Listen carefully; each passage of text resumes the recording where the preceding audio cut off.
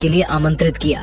उसके बाद रनों की बारिश करने के इरादे से भारतीय टीम के दिल और धड़कन कहे जाने वाले दो दिग्गज ओपनर बल्लेबाज मैदान में उतरे। भारतीय कप्तान रोहित शर्मा और गिल मैदान में उतरे थे और आते ही पहले ही ओवर में कप्तान रोहित शर्मा ने शाहीन अफरीदी को एक शानदार लगाकर अपना खाता खोला था। तो वही गिल ने भी पारी के दूसरे ओवर में नसीम शाह को एक गजब का कवर ड्राइव लगाते हुए लाजवाब चौका लगा दिया था। लेकिन इसी ओवर में नसीम शाह ने गिल को बाबर के हाथों कैच आउट कर दिया। गिल 3 गेंद में 4 रन बनाकर आउट हो गए। गिल का सबसे बड़ा विकेट गिरने के बाद भारतीय टीम की तरफ से विराट कोहली मैदान में उतर रहे थे। लेकिन कभी दूसरे छोर पर बल्लेबाजी कर रहे भारतीय कप्तान रोहित शर्मा को भी शाहीन अफरीदी ने रिजवान के हाथों कैच आउट कर दिया। कप्तान रोहित शर्मा 12 गेंद में 13 रन बनाकर आउट हो गए। भारतीय टीम के दोनों ही ओपनर बल्लेबाज बड़े शॉट खेलने के चक्कर में आउट हो चुके थे। अब भारतीय टीम दबाव में थी। अब बल्लेबाजी के लिए श्रेयस अय्यर को भेजा गया था और फिर यहां से कोहली और श्रेयस अय्यर की इस जोड़ी ने पाकिस्तान की गेंदबाजी पर पलटवार करना शुरू कर दिया। खास करके नए बल्लेबाज श्रेयस अय्यर ने आते ही विकेट लेने वाले शाहीन अफरीदी को एक चौका और एक लाजवाब छक्का लगा दिया था। अब यहां से कोहली और श्रेयस अय्यर की इस जोड़ी ने भारतीय टीम की कमजोर पड़ चुकी इस पारी को संभाल लिया था और पाकिस्तान की खतरनाक गेंदबाजी के सामने रन बनाना शुरू कर दिया था। दबाव अब लगातार पाकिस्तान की गेंदबाजी पर बढ़ने लगा था। कोहली और श्रेयस अय्यर की यह जोड़ी शानदार फॉर्म में नजर आ रही थी। दोनों ने मिलकर अब अपनी टीम को 9-18 रनों पर पहुंचा दिया था। लेकिन फिर तभी गेंदबाजी पर फिर एक बार बुलाए गए नसीम शाह ने सेट हो चुके श्रेयस अय्यर को क्लीन बोल्ड कर दिया। श्रेयस अय्यर 48 गेंदों में 49 रन बनाकर आउट हो गए और अपने अर्धशतक से चूक गए। एक महत्वपूर्ण साझेदारी के बाद फिर एक बार पाकिस्तान की गेंदबाजी ने इस मुकाबले में वापसी कर ली थी। अब बल्लेबाजी के लिए केएल राहुल मैदान में उतरे थे। लेकिन दूसरे छोर पर सेट हो चुके कोहली अभी भी बड़े शॉट खेलने में असफल दिख रहे थे। लेकिन पाकिस्तान के खराब फील्डिंग द्वारा उनको कई बार जीवन दान मिल रहे थे और इसी वजह से अब कोहली की आंखें जम चुकी थी। और फिर तभी पाकिस्तान के तेज गेंदबाज सलमान आगाह को कोहली ने लगातार 3 चौके लगा दिए। दबाव अब पूरी तरह पाकिस्तान की गेंदबाजी पर था। लेकिन तभी दूसरे छोर पर बल्लेबाजी कर रहे केएल राहुल को नसीम शाह ने मोहम्मद आमिर के हाथों कैच आउट कर दिया। राहुल 28 गेंद में 37 रन बनाकर आउट हो गए।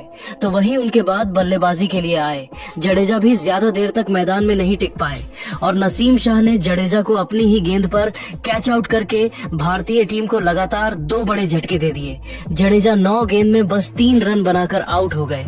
2 लगातार बड़े विकेट गिरने के बाद अब भारतीय टीम बहुत ही बड़ी मुसीबत में थी। लेकिन अब बल्लेबाजी के लिए हार्दिक पांड्या मैदान में उतरे थे। लेकिन तभी दूसरे छोर पर सेट हो चुके कोहली को शाहीन अफरीदी ने बाबर आजम के हाथों कैच आउट कर दिया। कोहली 81 गेंदों में 92 रन बनाकर आउट हो गए। तो वही उसकी अगली ही गेंद पर नए बल्लेबाज सुंदर को भी शाहीन अफरीदी ने माद वसीम के हाथों कैच आउट करके भारतीय टीम के मध्य क्रम को पूरी तरह ध्वस्त कर दिया। सुंदर तो इस मुकाबले में अपना खाता भी नहीं खोल पाए। अब भारतीय टीम ने केवल 196 रनों पर अपने टॉप के 7 बल्लेबाजों को खो दिया था। अब बल्लेबाजी के लिए अर्शदीप सिंह मैदान में उतरे थे। लेकिन हार्दिक पांड्या पर अब इस मुकाबले की सबसे बड़ी जिम्मेदारी आ चुकी थी और फिर यहां से अर्शदीप सिंह के साथ मिलकर हार्दिक पांड्या ने रन बनाने शुरू कर दिए।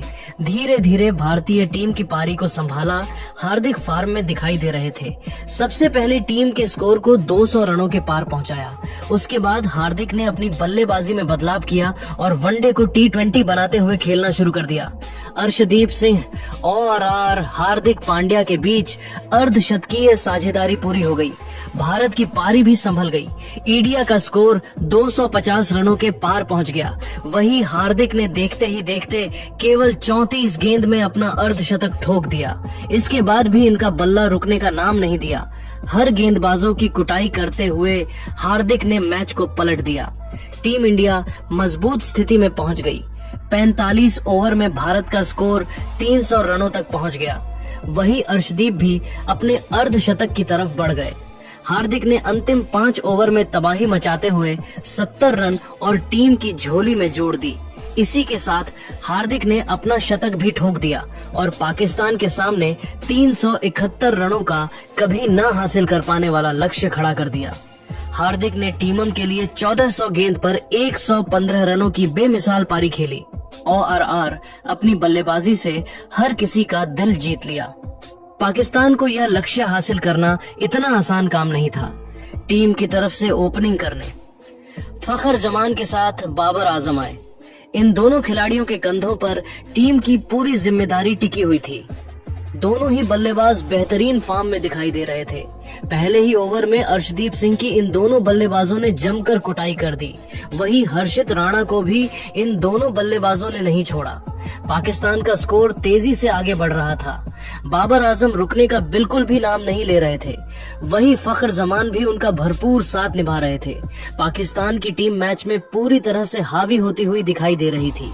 6 ओवर में पाकिस्तान का स्कोर 50 रनों तक पहुंच चुका था। इन दोनों खिलाड़ियों के बीच एक अच्छी साझेदारी पनपती हुई दिखाई दे रही थी। लेकिन तभी कप्तान रोहित शर्मा ने चालाकी दिखाते हुए अपने सबसे खतरनाक गेंदबाज मोहम्मद शमी को बुलाया। 7वां ओवर लेकर आए मोहम्मद शमी ने ओवर की पहली ही गेंद पर बाबर आजम के स्टंप को उखाड़ फेंक दिया और भारतीय टीम को पहली सफलता दिला दी। बाबर आजम अपनी टीम के लिए 35 रनों का योगदान देकर पवेलियन लौट गए। मोहम्मद शमी का आतंक यहीं पर समाप्त नहीं हुआ। इसी ओवर की अंतिम गेंद पर साउथ शकील को बिना खाता खोले पवेलियन भेज दिया और टीम इंडिया को एक ही ओवर में बैक टू बैक शमी ने 2 सफलता दिला दी। मगर पाकिस्तान की तरफ से फखर जमान और मोहम्मद रिजवान शानदार बल्लेबाजी कर रहे थे। अपनी टीम को संभालने की पूरी कोशिश कर रहे थे। पाकिस्तान का स्कोर एक बार फिर तेजी से आगे बढ़ना शुरू हो चुका था। भारतीय टीम के हाथ से यह मुकाबला फिसलता हुआ नजर आ रहा था, क्योंकि 10 ओवर में पाकिस्तान का स्कोर 100 रनों के पार जा चुका था। रिजवान बेहतरीन बल्लेबाजी कर रहे थे, लेकिन तभी विकेट की तलाश में कप्तान रोहित शर्मा ने एक बार फिर 11वां ओवर फेंकने के लिए मोहम्मद शमी को बुलाया और मोहम्मद शमी ने इस बार भी भारतीय टीम को निराश नहीं किया। रोहित शर्मा की उम्मीद पर खड़े उतारते हुए शमी ने ओवर की पहली ही गेंद पर फखर जमान को पवेलियन का रास्ता दिखा दिया और फखर जमान अपनी टीम के लिए 48 रनों की लाजवाब पारी खेलकर पवेलियन लौट गए और टीम इंडिया को 120 रनों के स्कोर पर तीसरी सफलता मिल गई। लेकिन रिजवान अभी भी मैदान पर टिके हुए थे। उनका साथ देने के लिए अब सलमान आगाह आ चुके थे। बड़े ही मुश्किल से इन दोनों बल्लेबाजों ने अपनी टीम के स्कोर को 150 रनों के पार पहुंचाया, लेकिन पाकिस्तान को अभी भी जीत के लिए काफी रनों की जरूरत थी। टीम इंडिया को एक बार फिर विकेट की तलाश थी।